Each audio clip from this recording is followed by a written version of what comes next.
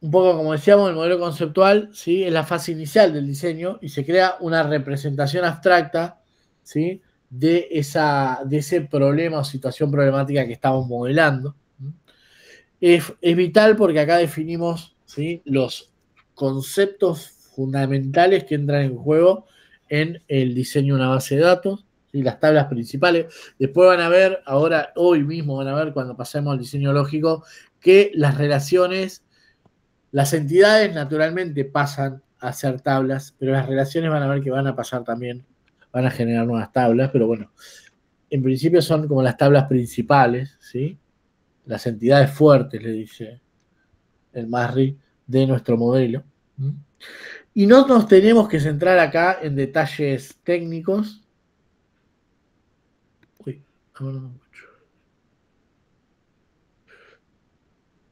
acá no nos vamos a centrar en detalles porque veía lo que estaba presentando, pero no veo el resto de la pantalla. Ahí está. No nos vamos a basar en detalles técnicos, ¿sí? Sino lo que más nos interesa es identificar los macro conceptos de nuestro problema, nuestro universo de discurso.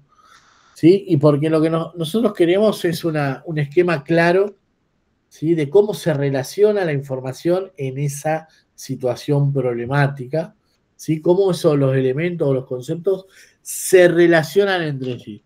Después, las cuestiones técnicas de implementación y asociadas al motor de base de datos lo vamos a definir después. De hecho, lo interesante del diseño de una base de datos relacional separado, partido en tres etapas, es que nosotros hasta que el modelo conceptual y el modelo lógico son totalmente independientes del motor de base de datos. Es decir, yo puedo hacer diseño conceptual, diseño lógico sin tener claro qué base de datos voy a usar y después sí, cuando paso al modelo físico, el diseño físico, elijo una base de datos, fundamentalmente por una cuestión de que hay un pequeño conjunto de conceptos que no son trazables o no son compartidos por la base de datos, pero eso va a ser en problemas muy específicos. Por ejemplo, cuando trabajamos, que acá lo vamos a ver, ¿sí? En la clase lo van a ver conmigo el lunes y después Daniel va a recuperar ese concepto. Cuando trabajamos en la base de datos espaciales para el municipio, ahí Postgres implementa una extensión que se llama PostGIS.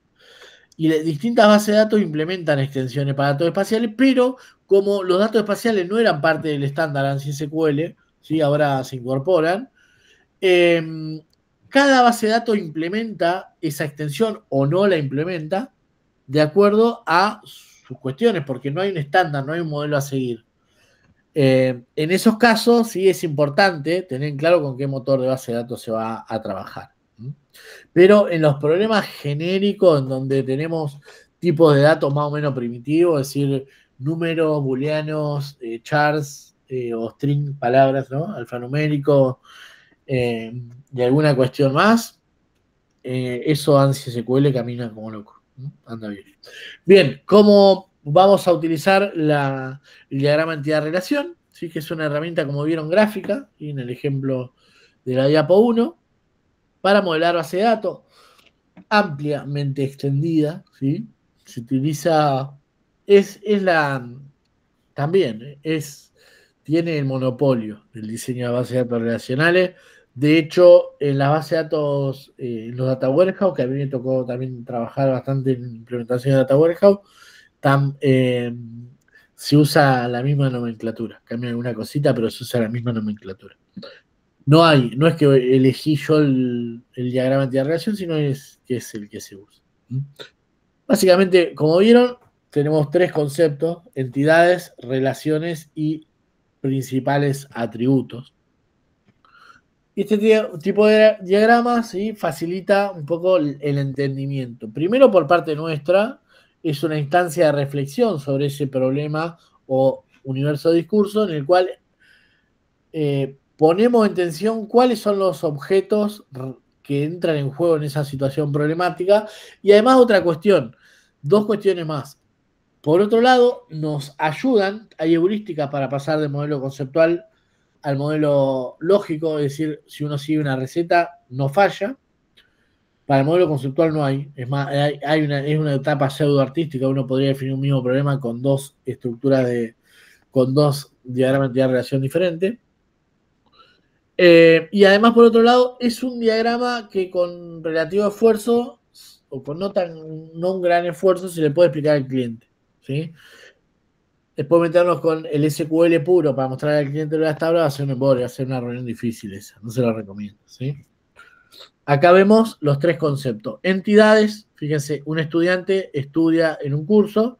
Tenemos dos entidades, tenemos atributos, ID de curso, nombre de curso, ID de estudiante, nombre de estudiante, edad de estudiante, y esto es una relación. Tres conceptos, nada más. Esto lo dijimos. ¿Puedo hacerle una consulta? Sí, las que quieras. ¿Eso en dónde se escribe? ¿En SQL o se pone en otra parte? Dos. Los ID de SQL actuales tienen una herramienta gráfica que nos permite hacer algo como esto. Y si yo diseño esto, después aprieto un botón y ya creo el SQL. ¿Sí? Y si no, hay herramientas, yo propongo una ahí en el lado de la unidad 2 para dibujar estos diagramas, porque es parte de la documentación del modelo de datos. ¿Sí? Es decir, vieron que cuando dijimos que los modelos de proceso, algunos están más orientados a la documentación, otros menos orientados a la documentación, lo que no va a faltar seguramente cuando diseñemos una base de datos es el modelo conceptual. ¿Sí? Eso va a ser siempre así. Eh, Podría mostrarles un ejemplo, pero se lo muestro más adelante. ¿Sí? Es decir, pensemos, Leti, que en este estadio, si queremos, ni siquiera elegimos todavía el motor de base de datos. ¿Eh? Pero hay IDEs, después lo vamos a ver en Postgres, en pgadmin, básicamente, que uno puede hacer, no es lo que vamos a hacer en general, pero uno puede visualmente generar este diagrama y después pasar el IDE, te lo pasa automáticamente, te genera el SQL. ¿Sí? O incluso con relativo éxito, pero uno podría hacer el esquema inverso, es decir, a partir de SQL generar una representación como esta. No sé si te contesté. Sí, sí. Eh, Me acaba de matar cuando me dijo usted. Uno se cree joven hasta que le empiezan a decir usted. Eh, Bien, estos diagramas, como le decía, son fáciles de entender, ¿sí? Y son una solución realmente estándar, ¿sí? Para lo que es modelado de datos. En términos de los componentes, lo expliqué, ¿sí? Solamente entidades, atributos y relaciones. Una entidad es un objeto, ¿sí? Eh, que tiene, y esto es parte del concepto de SMARRI, existencia física o conceptual, ¿sí? Una persona, un auto, una casa tiene una existencia física, uno modela, ¿sí? Un objeto real. Y hay cuestiones, ¿sí? O conceptos que tienen una existencia conceptual. Una empresa, un trabajo, un curso, una orden de compra, como decían hoy, ¿sí? Pero uno mismo va a modelar esos objetos. Los atributos, ya lo dijimos hasta el cansancio, son las propiedades o características de las entidades y las relaciones muestran la forma en que se asocian estos datos. Acá vemos un modelo de entidad-relación, tiene estos conceptos que vamos a estar trabajando.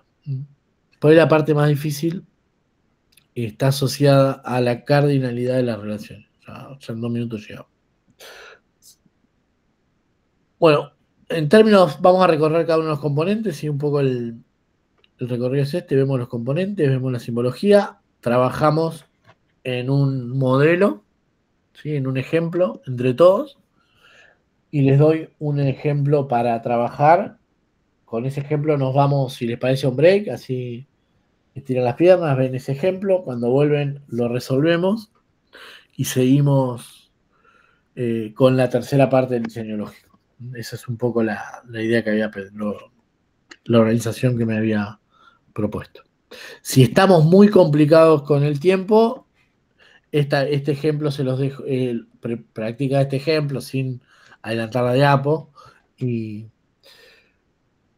luego y luego dejamos el resto para el lunes. Bueno, pero decía, hay dos tipos de entidades en la realidad. ¿Cómo vamos a practicar? En general, la forma en la que proponen los libros de texto practicar este tipo de cosas son con lo que se denomina una narrativa. ¿Sí? ¿Qué es una narrativa? Una narrativa básicamente es un texto con 8, 10, 12 líneas en donde se plantea o se emula la situación problemática, ¿sí? A modelar. Fíjense, acá tenemos un conjunto de narrativas para practicar. En la vida real eso es un poco diferente.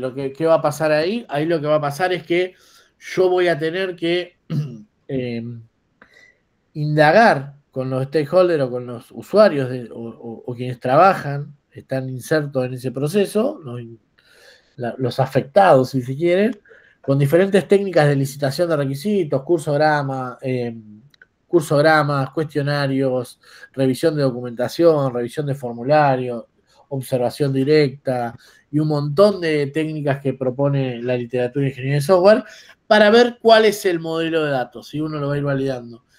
Para practicar vamos a usar narrativas, de hecho todos los libros proponen narrativas.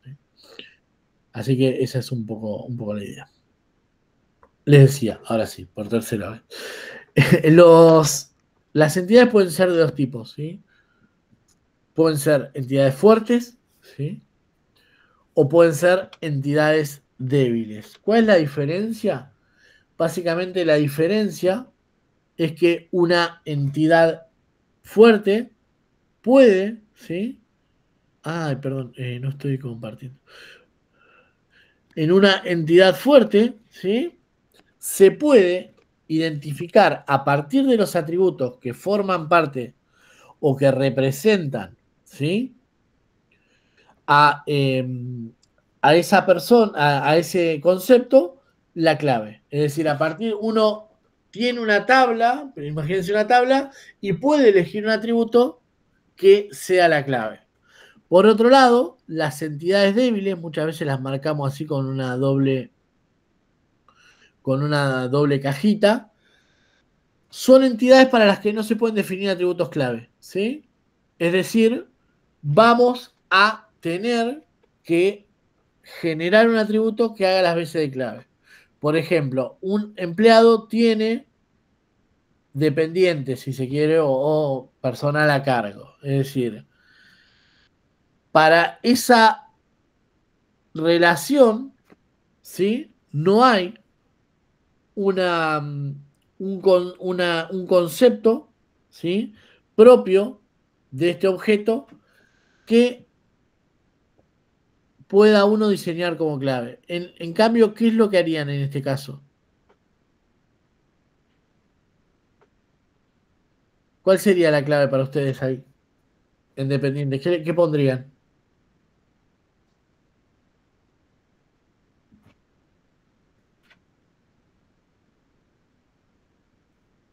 No entendí la pregunta, profe. ¿Cómo?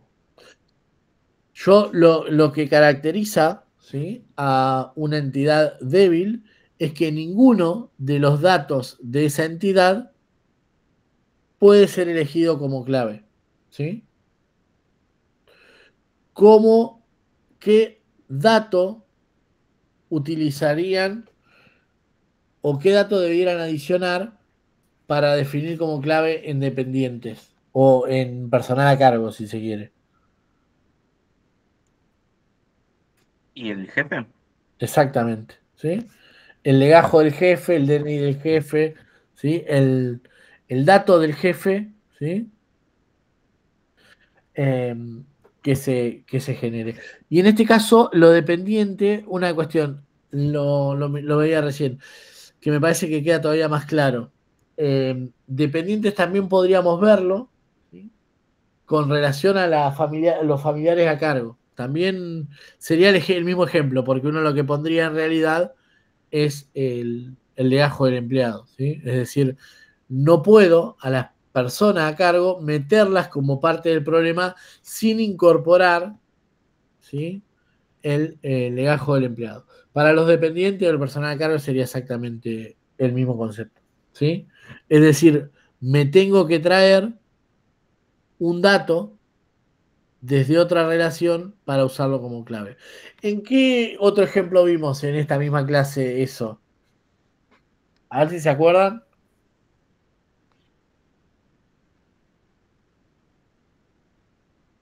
Hoy mismo vimos una entidad que era una entidad débil, que teníamos que traernos un dato del otro, de otra entidad para determinar la clave. El de los empleados era y A ver, dale. los empleados que tenían la tercera columna, que eran la clave de los departamentos. En realidad el ID departamento es parte del departamento. Es un problema un poquito más acá. A ver si se acuerdan. El del producto que había que traer el DNI del cliente, que estaba la fecha y después tuvimos que traer DNI del cliente. La orden, ¿no? Claro, ese. A eso me refería. La orden, ¿sí? Para definir la clave, me tengo que traer el DNI del cliente, ¿sí? Esperen que vuelvo para los que por ahí no.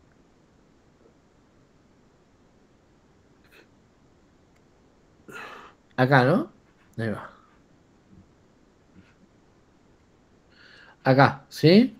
Yo tengo, fíjense, el pedido es una entidad débil porque no puedo, salvo que haga lo que plantea Leti de decir, bueno, fehacientemente voy a definir un número de orden.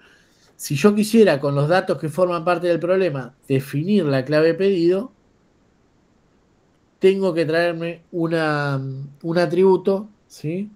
De la entidad cliente. ¿Me siguen? Esto es una entidad fuerte. El artículo es una entidad fuerte, ¿sí? Porque tenemos un número de serie, buscaremos una denominación, incluso hasta la denominación podría ser la clave, ¿sí? Si es lo suficientemente explícita, pero en el pedido no. En el pedido, salvo que incorporemos desde la técnica un número de pedido, tenemos que traernos el DNI del cliente. ¿Me siguen? ¿Se entiende más o menos? ¿Sí? Bueno, porque empezamos en la nebulosa acá, ¿sí? Por ahí la parte más, no difícil, sino como hay unas cosas que no suenan tan de sentido común. El segundo concepto tiene que ver con los atributos, ¿sí? Los atributos van a ser o van a representar características, ¿sí? Y hay distintos tipos. Fíjense, acá no nos vamos a meter en ese problema todavía en el diseño conceptual. Tenemos atributos compuestos, ¿sí? Que son atributos que están formados por más de un dato, ¿sí? Por ejemplo, miren, la dirección es un atributo compuesto en donde tenemos la dirección de un tipo, de una persona, de un estudiante, es 4 campos, ¿sí? Es un atributo compuesto. Tenemos atributos multivaluados, ¿sí? Que los vamos a marcar con un doble círculo, perdón, en donde cada o cada estudiante, ¿sí? Cada instancia puede tener más de un valor para este campo. Todavía no nos vamos a meter con ese problema, pero va a ser un problema. Y los atributos clave, ¿sí? Si bien todavía no es obligatorio, cuando podamos vamos a definir la clave. En este caso, la clave la marcamos con una, si pudiéramos encontrarla, ¿sí? Vamos a marcarlo como con un subrayado. Y por último, los atributos derivados, que si forman parte del problema, yo los voy a poner acá. Los voy a poner con un guión, fíjense, con línea punteada.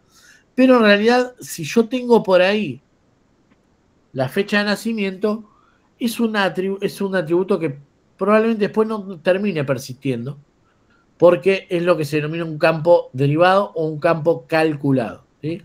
La decisión respecto a si voy a derivar la fecha de nacimiento y la edad, por ejemplo, tiene que ver con cuestiones de eficiencia y lo voy a definir en el momento de pasar al modelo físico. Todavía, por ahora, voy a identificar esa particularidad. Y por otro lado, las relaciones, que son el componente más complejo del modelo relacional, no solo de esta etapa, sino en general.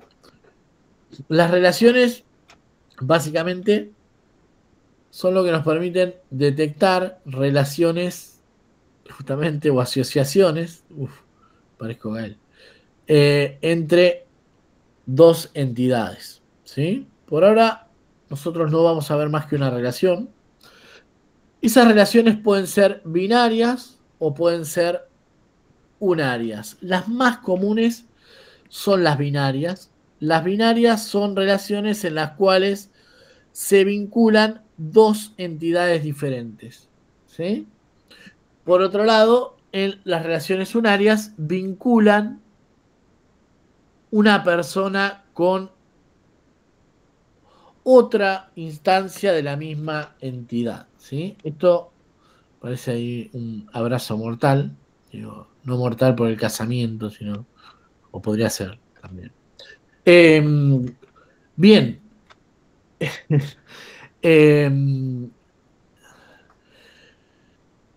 Y además, el modelo relacional intenta evadir esto. Nosotros vamos a trabajar con relaciones binarias, pero podrían establecerse relaciones n-arias en donde hay más de dos entidades, ¿sí? Bien, además, las relaciones tienen lo que se denomina la cardinalidad. ¿Qué es la cardinalidad? Básicamente la cantidad de ocurrencias de una entidad que pueden estar asociadas a las ocurrencias de otra entidad. Por ejemplo, esta entidad es 1, básicamente la cardinalidad va a ser 1 a n, n a n, 1 a 1. Esta es una relación de 1 a n, ¿sí? Porque, o podría ser de n a n según, ¿sí? Lo podríamos definir. Un estudiante se inscribe en muchos cursos, ¿sí? En realidad sería n a n, me equivoqué, ¿sí? Un estudiante se inscribe en muchos cursos y un curso tiene muchos estudiantes, ¿sí? Esta sería una relación 1 a 1, por lo menos en Argentina, ¿sí? En Arabia eso está en discusión. Sería un modelo bastante particular. Acá sería 1 a 1 porque uno podría estar casado con una persona, ¿sí? Por lo menos al mismo tiempo. Ahora vamos a trabajar un poco sobre las cardinalidades porque es una cuestión bastante compleja. ¿Sí? Obviamente, la regla respecto a cuántas instancias de una entidad se relacionan con instancias de la otra entidad forma parte del problema, ¿sí? Pero la herramienta nos da la forma de señalar esta situación porque luego vamos a derivar las tablas de formas diferentes de acuerdo al tipo de cardinalidad. Ya le anticipo por qué es importante determinar la cardinalidad de relaciones, porque luego las tablas van a variar según esa cardinalidad. Esto lo comenté, ¿no? Las cardinalidades pueden ser 3, de 1 a 1, es decir, una fila de una instancia se relaciona solo con una fila de la otra instancia, la más rara de todas. 1 a n es la mejor, es la que recen porque le toquen cardinalidades 1 a n. Una persona, una instancia de una entidad puede tener muchas relaciones o relación con muchas instancias de otra entidad, pero cada instancia de esa segunda entidad está relacionada solo con una de la primera. Y n es muchos a muchos, se llama. Es un problema del marco del diseño. Y nosotros lo que vamos a hacer acá es, lo que significa es que, estoy esperando lo que voy a decir más adelante, pero bueno, una instancia de la primera entidad se relaciona con muchas de la segunda y una instancia de la segunda se relaciona con muchas de la primera. Pero vayamos paso a paso. La primera es una cardinalidad 1 a 1, ¿sí? Implica que una instancia de la entidad A puede estar relacionada solo con una de la B y viceversa, ¿sí? El tema del pasaporte, ¿sí? Un pasaporte está asignado a una persona. Si usted ahora me dice en la regla de negocio, no, pará, cambia el número de pasaporte y pueden tener 2, bueno, pasa a ser 1 a N. En este problema, de la manera que está modelado, una persona puede tener un solo pasaporte y un pasaporte corresponde a una sola persona. Cardinalidad 1 a N, esto lo comentaba, implica que una instancia de la entidad puede estar relacionada con muchas instancias de la B, pero cada una de la B está relacionada con una sola de la A. ¿Sí? Fíjense, un cliente realiza muchos pedidos, un pedido tiene un único cliente, ¿sí? Como el que realiza ese pedido. Y por último, acá está el ejemplo, justo que decía hoy. La relación en donde una instancia, ¿sí?, de la entidad, primera entidad está relacionada con muchas de la segunda y una de la segunda está relacionada con muchas de la primera y viceversa. Un estudiante puede inscribirse en muchos cursos y un curso puede tener muchos estudiantes. ¿Sí? ¿Me siguen hasta acá? ¿Se entiende? ¿Alguna duda? ¿Vamos bien? ¿Medio pesado? ¿Medio lento? Me dicen cualquier cosa así. Todo bien, profe. Genial, gracias. Bien. Ahora bien, tenemos los componentes. Veamos cómo definimos o diseñamos el DER. ¿Sí? Lo primero que tenemos que hacer en la vida real o en las narrativas que vamos a trabajar. En definitiva, la vida real termina documentando una macro narrativa muchas veces, o parte al menos de una narrativa, y después uno va haciendo preguntas. Identificar las entidades. Me gusta bastante este esquema. Empatizo más con esta idea de Esdelmarri, es la forma más que trabajo, pero no sé, lo poco que hay me pareció bastante visual. Identificamos entidades, vemos cómo se relacionan entre sí, cuáles entidades se relacionan con otras, ¿sí?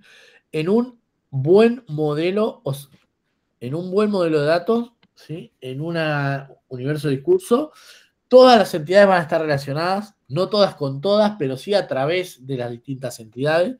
Fíjense que en todos los ejemplos que vimos no vimos un DER partido, es decir, van a ver que todos los, si forman parte del mismo problema, de alguna manera, a partir de muchas relaciones o diferentes niveles de relaciones, pero todas las tablas se van a relacionar con todas, va a haber una forma de llegar de una tabla a otra.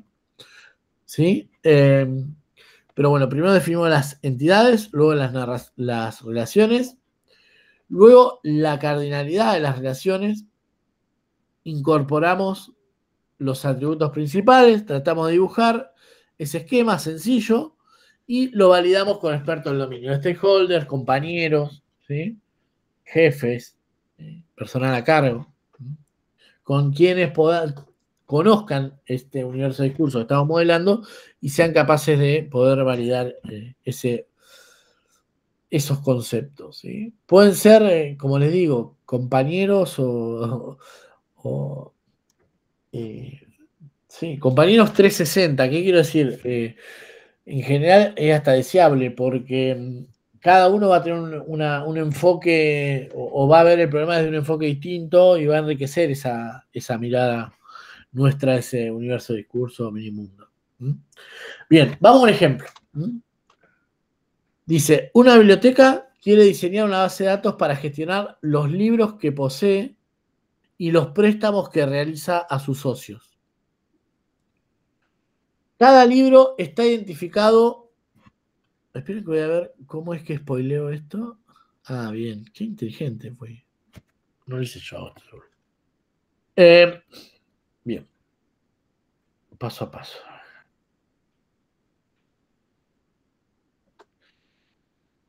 Decía, yo hago esto como, se los escondo como si ustedes no pudieran pasar para adelante en la PPT. Bueno, sí, no me, o sea, si me mienten no me lo digan, me va a romper el corazón. Traten de ir conmigo, así lo vamos derivando juntos. Pero bueno, una biblioteca quiere diseñar una base de datos para gestionar los libros que posee y los préstamos que realiza a sus socios. Bueno, toda la cuestión. Lo que primero tenemos que definir, ¿qué era? Dijimos, entidades. ¿Qué entidades ven ahí? Libros. Libros. ¿Qué más? Socios. Socios. Socios. ¿Qué más? Título, autor. Préstamos.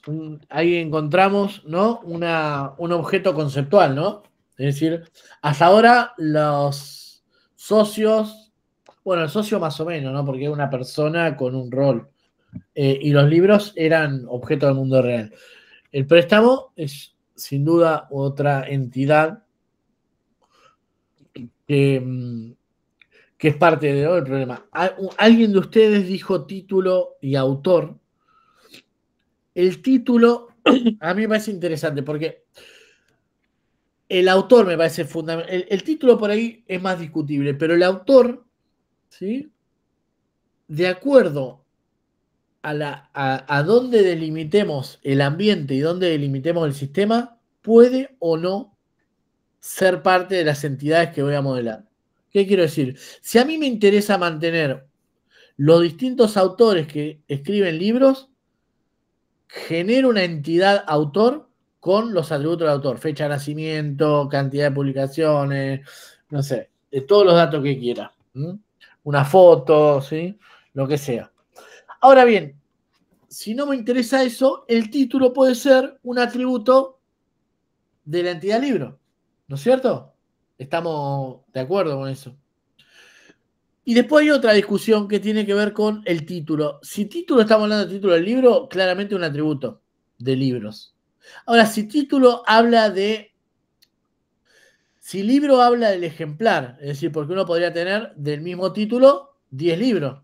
Y cada uno de esos 10 libros va a tener un código distinto para mi biblioteca. ¿Estamos de acuerdo? Porque yo quiero identificar qué ejemplar de... Tengo 10 libros del Masri, ¿sí? Y yo quiero identificar qué libro, cuál de los ejemplares del Masri se llevó Guillermo, porque después quiero ver si el libro aparece roto. Bueno, voy a ver quién fue el último que se llevó ese ejemplar. Si nosotros vamos a diferenciar entre libro y ejemplar, ¿sí? Entonces el título que habla del... El título sería el libro, puede ser una entidad. Si hablamos... Ahora bien, si no diferenciamos libro de ejemplar, ¿qué atributo no puede faltar en libro para tener más de un ejemplar?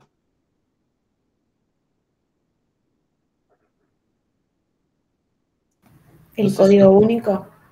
Un código único de ese ejemplar, ¿no es cierto? Es decir, le pondremos, como hacen muchas librerías, seguramente, o bibliotecas, como habrán visto en la universidad que fueron, en la biblioteca del barrio, si es que queda alguna después de todo esto, verán que tienen un código que no necesariamente es el código del libro, sino que es un código único, como bien decía Julio. ¿Sí? Te hago una consulta. Ahora es como en la etapa de diseño, en la primera que era el Conceptual. Es como que solo metemos el cuadradito con libro, ¿no? Esa sería la idea. Y después en la otra etapa lógica, ahí le metemos todo esto que hablamos recién. Más o menos, Guille. Porque acá los atributos sí. Los atributos, si querés, lo postergamos esa decisión. Coincido.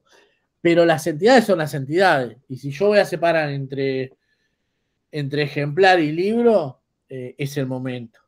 ¿Sí? Porque son dos entidades fuertes. Ahora bien,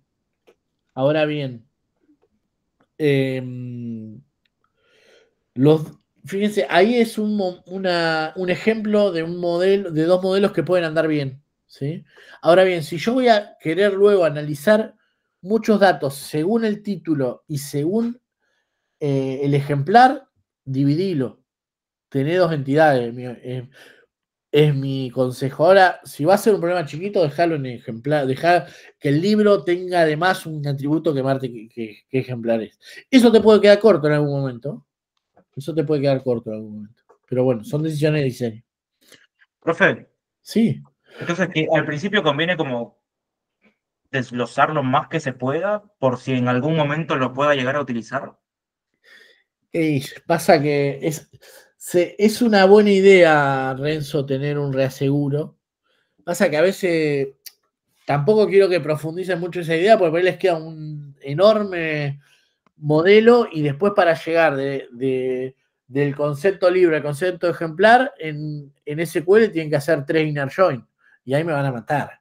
Me van a decir, pero al final esto con 2 tablas se arreglaba, era un solo inner join, no era un select in, chao. ¿Sí? Por eso era más difícil. Hay decisiones pseudo arbitrarias que después van a impactar en el diseño de la base de datos. ¿Sí? No hay acá una heurística. ¿Sí? No hay una heurística. Sí, lo que plantea, las dos preguntas tienen una respuesta sí, pero también tiene un pero. Lo de Guille, este tema de acá tenés que decidir qué entidades, ¿sí? Y la tuya es, sí, está bueno tener un reaseguro, pero no te pases, ¿sí? No hagas que cada atributo sea una entidad. Pues yo podría hacer eso, ¿sí? Si me vuelvo fanático, pero el día estaría bueno que la fecha de préstamo sea una entidad, porque después le puedo agregar un campo que si esa fecha llovió para ver la cantidad de préstamos que hubo, y ya después te metés a hacer un lío bárbaro, y esa entidad fecha va a terminar siendo una entidad que va a tener una alta proporción de valores nulos, pues nadie va a poner si ese día llovió o no llovió. No sé si alguna vez fueron a Fraga, a mí me desespera ir a esos lugares, o tipo,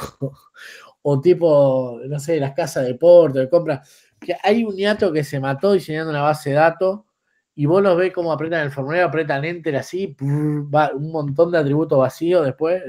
Bueno, eso pasa, es decir, si uno modela demasiado en grande, después el usuario va a encontrar la vuelta para de alguna forma evadir ese campo que no es especialmente útil para el soporte de la operación diaria. Y ustedes dirán, bueno, sí, pero en esa casa de deporte o en ese Frávega, ¿por qué el programador no puso que el campo no puede ser nulo? Seguramente al principio el sistema decía que que no podía ser nulo, pero llegó un momento que la operatoria se trabó tanto que prefirieron hacer o permitir eso, y eso termina siendo un campo que después es lo mismo que no esté porque está vacío en todas sus, o en una gran proporción de las instancias, ¿sí? Entonces, como la cantidad de atributos justos y que sea, o pensando que va a ser práctico para la persona que lo use. Sí, con un reaseguro, también nosotros tenemos una ventaja, que en general, como ustedes van a trabajar más de analista, o por lo menos en la orientación del curso o de la maestría tiene una mirada más a la generación y análisis de información estadística, en general las bases de datos que van a generar van a ser bases de datos que ustedes van a ir dando soporte o incorporando datos a partir del subconjunto de conceptos del universo de discurso en el cual van a trabajar, que a ustedes especialmente les interesa analizar. ¿Sí? Muchas veces nos pasa, qué sé yo, por ejemplo, les contaba el caso, creo que a ustedes, de cuando trabajamos en la dirección de estadística de la universidad, decíamos, bueno, la universidad tiene su macro base de datos enorme, en donde tener una base de datos para estudiantes, una base de datos de biblioteca, una base de datos de patrimonio. Nosotros lo que hicimos fue construirnos una base de datos propia de estadística en donde persistíamos solo los campos y los conceptos importantes para la consolidación de los indicadores que formaban parte de los anuarios estadísticos, ¿sí? Entonces, ahí es como que uno ya tiene la mirada de analista. Es todavía más difícil cuando uno está en la mirada de diseñador para otro, sobre todo cuando desarrolla el sistema, porque vos muchas veces no sabés para dónde va a ir el análisis, no sabés bien, o recién te metés en ese universo de discurso. En el caso de ustedes en general van a trabajar, cuando trabajen con el diseño, va a ser para generar sus propias bases de cara a un análisis posterior, etc. Entonces, ahí ustedes más o menos van a saber qué es lo que les interesa, ¿sí? Pero, porque acá se mezclan requerimientos de uso, requerimientos de análisis, es todo un tema. ¿Alguien había levantado la mano? Me pareció. No sé, Renzo, si te contesté. Sí, profe, yo en realidad, porque a partir de lo que dijo Renzo, quería preguntar si, por ejemplo, ese diseño de base de datos, por ejemplo, para el usuario, yo pensando como que lo estoy haciendo yo, ¿no? Pero puede otra persona diseñarlo y que el usuario de esa base sea otra persona. Si no aplica o no le queda bien, ¿se puede rediseñar o porque hay requerimientos de documentación?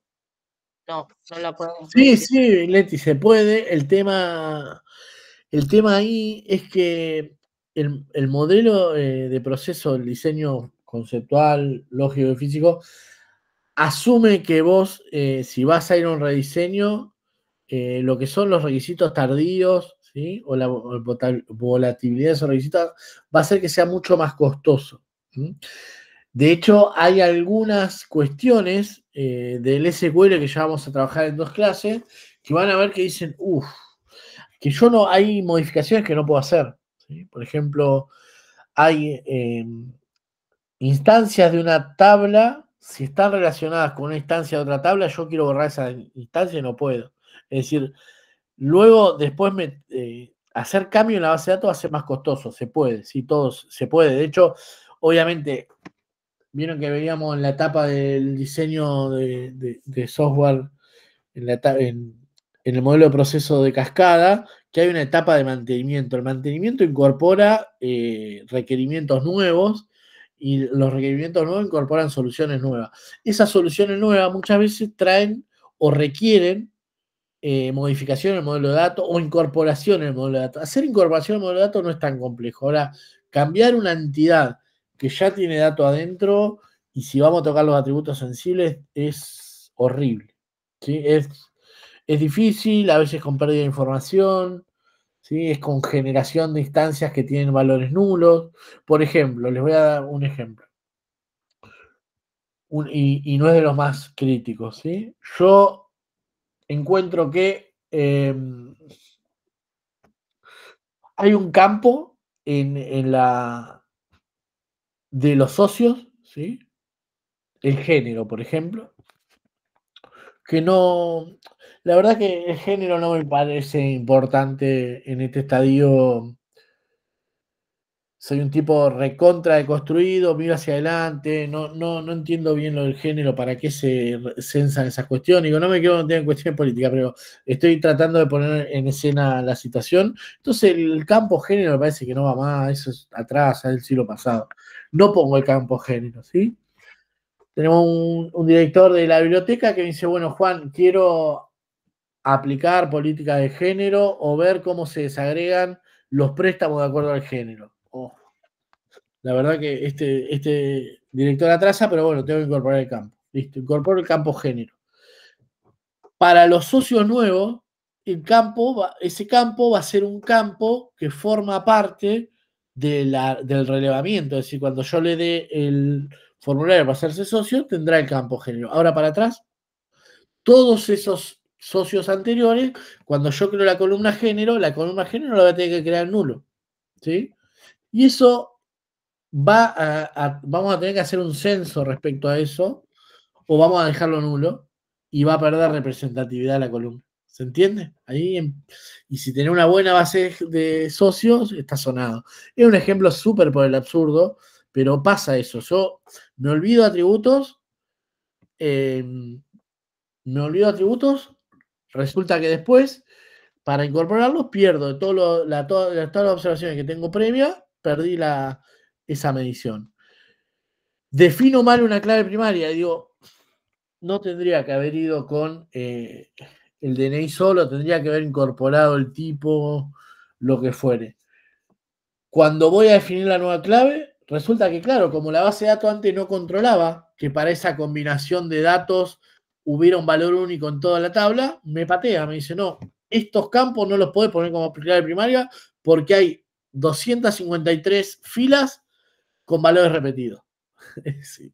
Te juro que SQL está tan orientado, la base de datos relacional está tan orientada a sostener la calidad del dato, que es bastante insoportable. Llega un momento que te dan ganas de llorar porque querés modificar esto desde acá y tenés que empezar de acá, empezar a romper claves. para poder llegar a modificar este dato, después reconstruir las claves, que no haya generado datos duplicados, te van a quedar datos nulos, ¿se entiende? Se puede hacer, pero es costoso si uno no lo hace en la etapa de una antes de ponerle datos, ¿sí?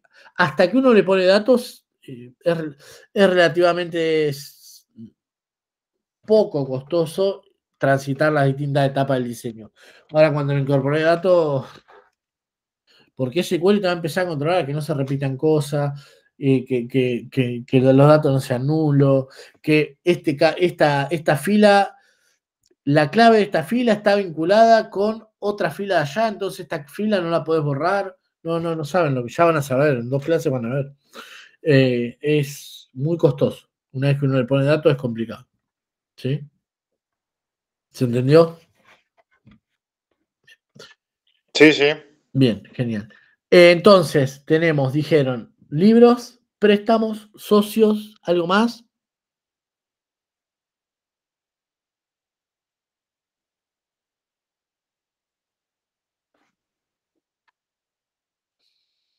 ¿No? Fecha. Bueno, pero la fecha, Guille, salvo que quieras guardar el clima, puede ser un campo de qué entidad. Ah, no, claro, está vinculado al préstamo. Acordate que tenemos 3 conceptos: entidad, atributo, relación. Ahora nosotros estamos haciendo el esfuerzo ¿Y el autor? identificar la entidad, ¿sí? Ahora después vamos a las relaciones. El autor, no sé quién lo dijo, pero el autor podría ser,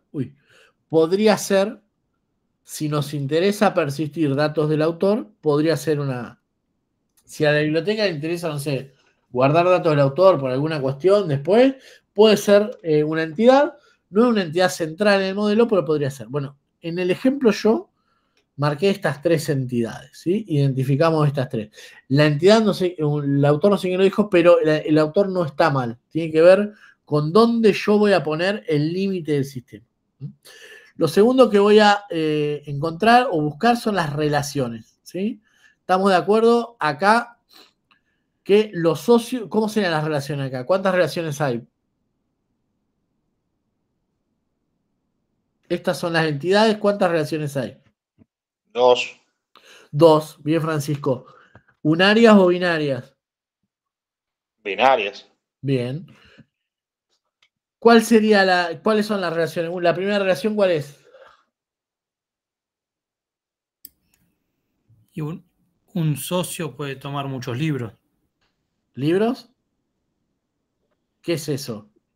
Un socio en realidad toma un préstamo que se compone de varios libros, con una fecha de inicio y una fecha de devolución, supongo. Eso. ¿Sí? Con las características que quiera de socio y las características que Es quiera de decir, libre. los socios solicitan préstamos y los préstamos poseen libros, ¿sí? Y acá vamos a discutir algo. Acá definimos, ¿sí? Los socios solicitan préstamos y esos préstamos incluyen libros, ¿sí? Acá tenemos un préstamo. ¿Cuántos socios tiene? 1. Un socio, ¿cuántos préstamos puede tener? N, ¿sí? Ahora bien, un préstamo, ¿cuántos libros puede tener? Yo, por ejemplo, iba a una universidad que me prestaban de a un libro a la vez, ¿sí? Me parecía súper, más en nuestra época, ahora no le interesa a nadie eso, pero a mí yo me enfermaba. Era como, pero quiero estudiar con 2 libros, y no, vos hasta que no devolvías uno no te dan el otro. En ese caso, el préstamo sería del tipo 1 a N, ¿sí? Un préstamo tiene un libro y un libro tiene muchos préstamos. ¿Se entiende? En este caso, evidentemente, en esta universidad o en esta biblioteca tienen más suerte que en la mía, porque un préstamo podría tener muchos libros, por eso es N, y un libro, N acá, por eso, y un libro puede tener muchos préstamos y entonces también es N. ¿Se entiende? Perdón, ahí si un libro es una unidad, digamos, o sea que es uno con un código único, sería un libro, puede tener un préstamo. O sea, vos lo puedes prestar una vez sola, ¿no? O estoy entendiendo. Si mi biblioteca tiene un solo libro, un solo ejemplo, el concepto no existe el concepto de ejemplar. Entonces, un libro tiene, en realidad tiene muchos préstamos también, Guille. Lo que no va a tener son préstamos concurrentes. ¿Sí? Claro, como al mismo tiempo. Claro. Acá una cuestión más, ¿sí? Planteada lo que ustedes dicen. Si estuviera el concepto de ejemplar, acá lo que incluye el préstamo del ejemplar, y el ejemplar es de un libro. ¿Se ve? ¿Se entiende? Es decir, el libro, acá iría el ejemplar, y el ejemplar se relaciona con el libro. Y si hubieran marcado el autor, como dijo alguien ahí, que después no sabemos decir quién era el nombre, que estaba muy bien, el autor se relacionaba con el libro, no con el ejemplar. ¿Sí? ¿Se entiende? El ejemplar es de un libro, pero puede tener, por ejemplo, no sé, fecha de compra, ¿sí? Que es distinto al libro. El libro ahí va a ser una entidad abstracta, ¿sí? Que va a tener los atributos del libro, pero el libro como concepto, ¿no? De decir, bueno, es el libro Natural Language Processing de Juraski, tercera edición, agosto 2025. Eso es el libro. Ahora bien, los ejemplares van a ser ejemplar 1 del ISBN tal, también va a ser una entidad débil porque va a necesitar la clave del libro para conformarse, pero que podría tener datos propios como la fecha de compra, como el estado general de esa ay, me trabé, de ese ejemplar, ¿no? Es decir, bueno, este ejemplar estaba perfecto, cuando vuelve medio roto puedo identificar, ¿sí? Y algunos datos más. ¿Me siguen? Sí, sí. Y acá, ¿sí? Definimos, identificamos entidades, relaciones y atributos principales. Los socios, acá decía que un socio tenía un ID o algo así, un libro, ¿sí? Los vamos derivando, ¿sí? Y ponemos los más importantes, esto es lo que decía Guillermo o alguno de ustedes. Cada préstamo tiene una fecha de préstamo y una fecha de devolución. Cada libro tiene un conjunto. ¿Ven? Acá trabajamos a los títulos y los autores como atributos. Uno podría definir una entidad. ¿Sí? ¿Me siguen? ¿Se entiende? Uy.